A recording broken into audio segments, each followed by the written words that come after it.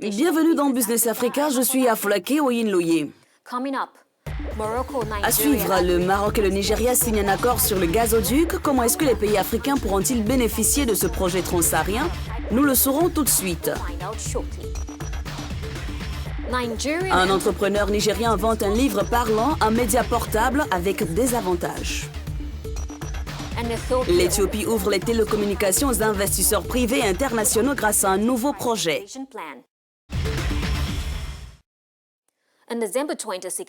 C'est en décembre 2016 que ce gazoduc offshore devant relier le Nigeria au Maroc de 5000 km a été annoncé pour la première fois. Estimé à 20 milliards de dollars, il sera question du prolongement de l'actuel gazoduc ouest-africain de 678 km de long qui est en service depuis 2010.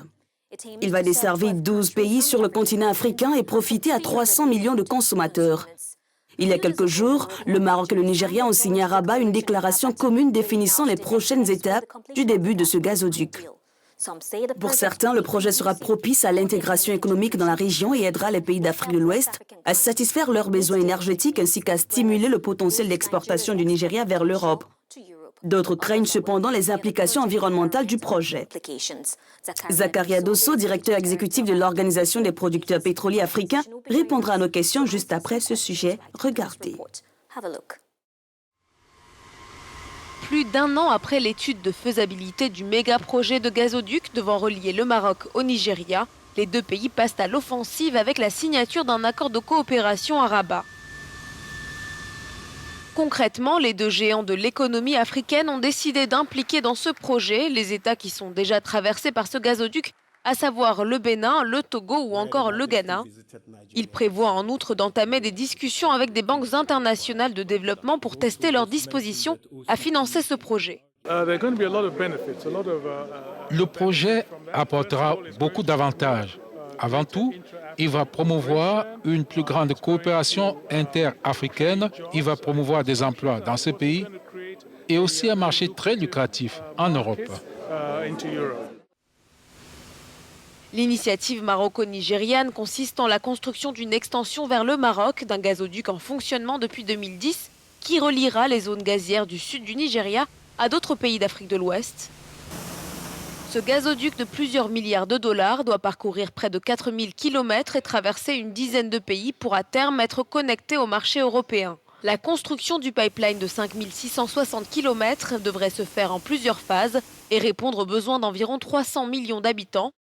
Parmi les autres accords signés, la construction d'une plateforme industrielle au Nigeria pour la production d'ammoniac et de produits dérivés et la formation professionnelle agricole.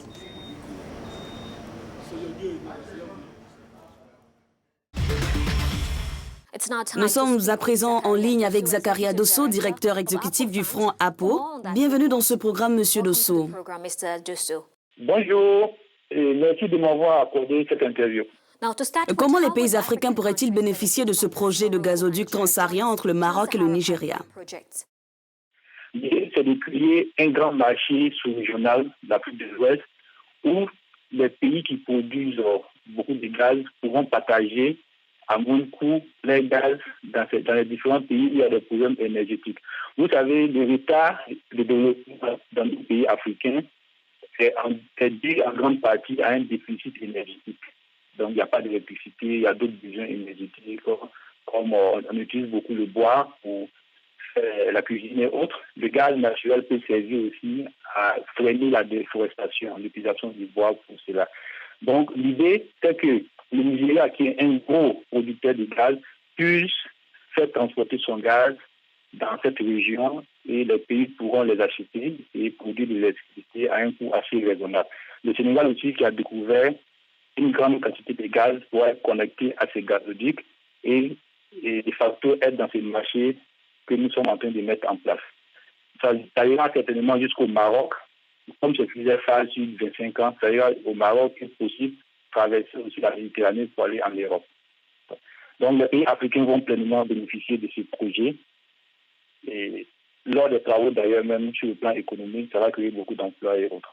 Ce pipeline fera exactement 5 660 km de long et prendra 25 ans pour sa construction.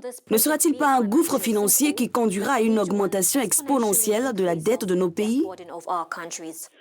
Bon, il faut d'abord retenir une première chose. Nos pays ont besoin d'infrastructures.